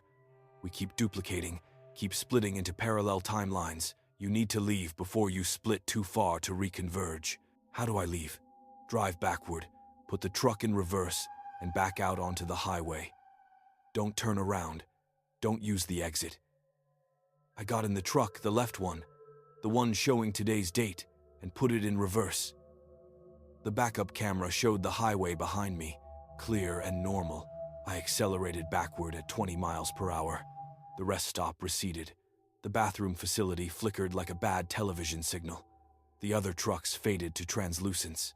Then I saw them, standing between me and the highway, blocking the exit. Dozens of figures, hundreds, all human-shaped, all wrong, all standing perfectly still. They were every version of every person who'd ever stopped here, collapsed into singular positions, occupying the same space across multiple timelines. I could see their faces overlapping, young and old, living and dead, present and future. And they were all reaching toward me, mouths opening and closing, speaking words I couldn't hear but somehow understood. "Help us. We're fractured. We're splintered. We exist in too many moments. Make us whole." I floored the accelerator. The truck screamed in reverse, 40 miles per hour, 50, 60. I hit one of the figures, passed through it like smoke, and felt something tear.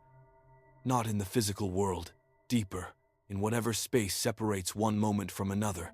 The rest stop vanished. I was back on the Dalton Highway, facing south, truck in reverse. No sign anything had happened except for the mile marker, 243. I turned the truck around and drove. Didn't stop at Coldfoot, didn't stop at Fairbanks, didn't stop until I reached Anchorage 11 hours later. I parked my truck at the terminal, turned in my keys, and quit via voicemail. That was 4 months ago. I'm writing this from Colorado, 2,000 miles from the nearest ice road. I work at a warehouse now, loading boxes, normal job with normal coworkers who exist in only one timeline each, but I still see them sometimes. The figures from the rest stop. They appear in mirrors, in reflections, in the corner of my vision. All those fractured people, still trying to reconverge, still reaching across timelines to become whole. And sometimes, late at night, my CB radio turns on by itself. Even though I don't own a CB anymore, even though I'm nowhere near a truck, I hear it. My voice. Dozens of versions of my voice, speaking simultaneously from different timelines. "Curtis, this is Curtis. I'm still at mile 243. I never made it out. I'm still reversing, still trying to leave, but the rest stop keeps expanding.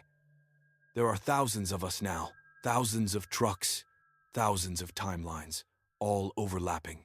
Please, if anyone can hear this, don't stop at mile 243. Don't stop at mile 247. Don't stop at mile 251. Don't stop anywhere on the Dalton Highway between Fairbanks and Prudhoe Bay. It's all one rest stop now, one infinite parking lot where every moment exists simultaneously. We're all here. Every driver who ever went missing, every vehicle that was never found. We're here and we're waiting. And if you ever stop, you'll be here too, forever, in every timeline. At once, I threw away my radio, but I can still hear them, because here's what I haven't told anyone. I did stop. I did split. The version of me that's in Colorado is just one timeline.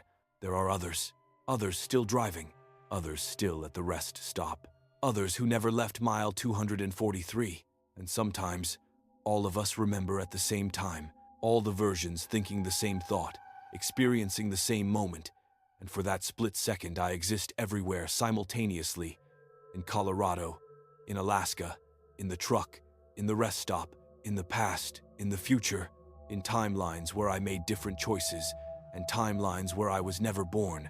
It's starting to happen more frequently.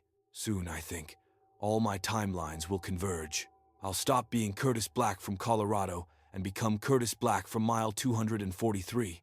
Curtis Black who never left. Curtis Black who split too many times to ever become whole again. And when that happens, I'll be standing at the rest stop with all the others, waiting for the next truck to pull in, waiting to reach out and say, "Help us. We're fractured. Please, make us whole."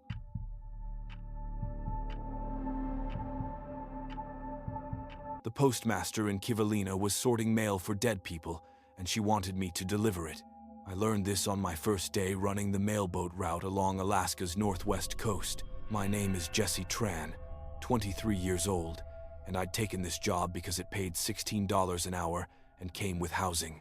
I was supposed to deliver mail to 12 villages scattered along 300 miles of coastline, running supplies between communities that had no roads, no airports big enough for cargo planes, only the sea and boats and people waiting for letters. "These need to go to the old village," Helen said, handing me a canvas bag filled with envelopes. She was 60-something, Inupiaq, with eyes that had seen too much and accepted it anyway.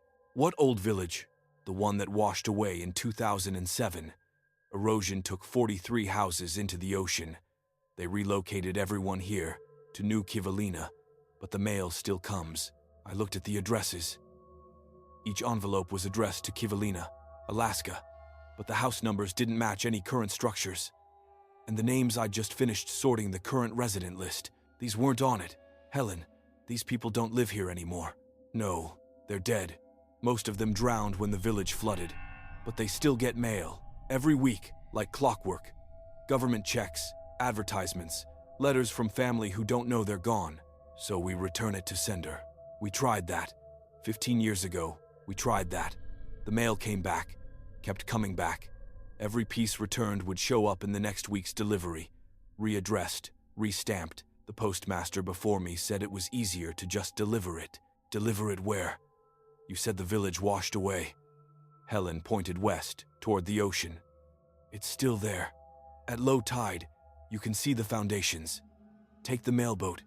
Anchor at coordinates 67.71 north, 164.52 west. And wait. They'll come for their mail. I should have refused. Should have filed a complaint with the Postal Service, reported this as a waste of resources. But I was new. I was disposable, and I needed the job. I took the mailboat, a 22-foot aluminum skiff with a 60-horse outboard, and headed west into the Chukchi Sea. The coordinates put me 3 miles offshore. At high tide, there was nothing visible except gray water, but tide was dropping, and as the water receded, I saw them. Foundations, house frames, pieces of buildings emerging from the sea, an entire village, preserved underwater, slowly being revealed. I dropped anchor and waited. At 4:17 p.m., they came. Not boats, not swimming. They walked across the water, 43 people moving in single file, their feet creating ripples but not breaking the surface. They looked normal at first, parkas, boots, faces weathered by Arctic wind, but their movements were wrong, too smooth, like they were gliding rather than walking. They reached my boat and stopped. The closest one, an old man with a beard full of ice, spoke. "You have our mail?" "Yes." My voice cracked. "But you're not. We're dead." "We know. The ocean took us in 2007, swept us off our foundations and pulled us down. But we still have bills. We still have responsibilities. May we have our mail, please?" I handed him the canvas bag. He distributed the envelopes to the others, each person taking exactly what belonged to them. They opened their mail right there, standing on water, reading letters by the gray light of an Arctic afternoon. One woman started crying. "My sister got married. Look, she sent pictures." A man laughed. "I won a sweepstakes, $25,000. I should collect." A child held up a birthday card. "I'm 8 now. The card says I'm 8. They read for 17 minutes. Then, one by one, they began walking back toward the submerged village. The old man with the icy beard handed me the empty canvas bag. "Thank you for delivering our mail. We appreciate the service." "Wait," I said. "Why? Why do you still get mail? Why do you still care?" He smiled sadly. "Because the mail means we existed, means we mattered enough for the world to remember us. As long as letters come addressed to us, we're not completely gone." They walked into deeper water, sinking as they went, still visible beneath the surface until the tide covered them completely. I returned to Kivalina in shock, told Helen what I'd seen. She nodded like I'd reported normal weather. "They're always grateful, polite, good people." "Helen, we're delivering mail to ghosts. We're delivering mail to addresses on our route. That's the job." And it was. Every week for 6 months, I made that run, anchored at the coordinates, waited for the drowned villagers to collect their mail, watched them read and weep and laugh before walking back into the ocean. It became routine, normal, just another stop on my route, until the mail started changing. Week 23, the canvas bag contained letters addressed to me. Jesse Tran, Kivalina Mailboat, Alaska, 99750. Return address, Old Kivalina, Alaska. I opened one. Inside, handwritten in careful script, "Dear Jesse, thank you for delivering our mail. We appreciate your service. We would like to send you something in return. Please accept this gift. Memory." When the ocean took us, we remembered everything, every face, every voice, every moment of our lives. We remember our village as it was, perfect and whole. We would like you to remember it too. With gratitude, the residents of Old Kivalina. I dropped the letter. It landed on my boat's deck and immediately dissolved into seawater, soaking into the aluminum. That night, I started dreaming their memories. I was Lucy Aningayu, 63 years old, making akutak in my kitchen while my grandchildren played outside.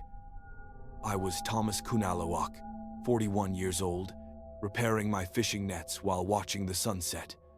I was Sarah Hawley, 9 years old, collecting shells on the beach while my mother called me home for dinner. I lived their lives, felt their joy, their love, their comfort in a village that no longer existed, and I felt the day the ocean came, the storm surge that rose 12 feet above normal, the waves that tore houses from foundations, the cold black water filling lungs and pulling bodies down into the dark. I woke up screaming. It happened every night after that. Different memories, different people. 43 lives lived in my dreams, while my actual life faded to a thin waking period between visions. I stopped sleeping, started taking stimulants to stay awake, caffeine pills, anything to avoid dreaming their deaths over and over. Week 27, the mail contained more letters for me. Dozens of them, all from residents of Old Kivalina, all saying the same thing. "Thank you for remembering us. Now you can join us." I told Helen I was quitting. "You're part of the delivery." "What does that mean?"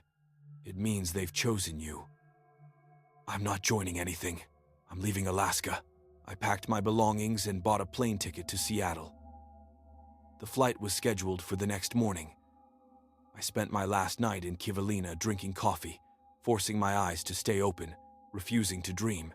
At 3 a.m., I heard singing. It came from outside, From the ocean, 43 voices harmonizing in Inupiaq. I looked out my window and saw them, the drowned villagers, standing on the beach, facing my housing unit, singing. They sang for 2 hours. I couldn't understand the words, but I felt their meaning. Come home, come home, come remember, come join, come drown with us, come be whole. At 5 a.m., I walked to the beach. I don't remember making the decision. One moment I was in my room, the next I was on the sand, the drowned villagers surrounding me in a circle, still singing. The old man with the icy beard reached out his hand. You've remembered us so well, he said. You've carried our memories with such care. Now let us carry you. I took his hand. It was cold and wet and solid. He pulled me forward, and the others joined him, dozens of hands guiding me toward the water, toward the ocean that had taken them 18 years ago. I woke up in my boat. I was 3 miles offshore, anchored at the coordinates, surrounded by submerged foundations. My clothes were soaked. My lungs burned like I'd been underwater, and scratched into my boat's aluminum deck were 43 names, every resident who drowned in 2007. Underneath them, in fresh scratches, Jesse Tran. Drowned May 15th, 2025. Today's date. I started the engine and headed for shore. Made it half a mile before the motor died. Tried the radio, dead. Flare gun wet. Useless. I was stranded in the Chukchi Sea with no way to call for help. The tide was rising. Water began seeping into my boat, not from leaks, but appearing from nowhere, rising from the deck itself like the aluminum was permeable. Within minutes, I was standing in 6 inches of seawater that shouldn't exist. The drowned villagers surfaced around my boat. All 43 of them, floating face up, eyes open, mouths moving in silent song. They drifted closer, their bodies bumping against my hull, their hands reaching up to touch the gunwale. Join us, they whispered. Remember with us, drown with us, be whole with us. The water was at my knees now. My boat was sinking, slowly, gently, pulled down by impossible weight. I could see the bottom 40 feet down, covered in the remains of old Kivalina, houses and streets and lives, all preserved in the cold water, and I could see other boats, 10, maybe 15, scattered across the sea floor. Mail boats from previous carriers, their aluminum hulls intact, their decks still holding canvas bags of undelivered mail. I was going to join them, going to become the next name scratched in the metal, the next carrier who remembered too well and drowned for it. The water reached my chest. I closed my eyes. Then I heard the engine, a fishing boat, running fast, cutting through the water toward me. Helen stood at the helm, her face grim. She threw me a rope. Grab on. I caught it. She gunned the engine, pulling my sinking boat behind her, dragging me toward shore. The drowned villagers followed, swimming now, hands reaching, voices rising in that endless song. Helen got me to the beach, pulled me onto solid ground while my mailboat continued sinking offshore, disappearing beneath the gray water with all the others. I told you, she said. The ocean chooses. It chose you. How did you know? Because I was chosen too. 30 years ago, I delivered mail to old Kivalina when it was still alive. Then I delivered mail after it drowned. Then they started sending me letters. I would have joined them, except the previous postmaster pulled me out, same as I pulled you. Why? Why do they do this? Because being forgotten is worse than being dead. They need someone living to remember them, to carry their stories, to prove they existed. And when that person drowns, they join the village, and a new carrier is chosen. It's been happening for 18 years. It'll keep happening forever. I left Alaska that afternoon. Flew to Seattle, then Portland, then Los Angeles. Put 3,000 miles between myself and Kivalina. Got a job in tech support, normal 9 to 5, nothing involving boats or mail or dead people, but I still dream their memories. Every night, I live their lives, feel their drowning, remember their village, and the dreams are spreading.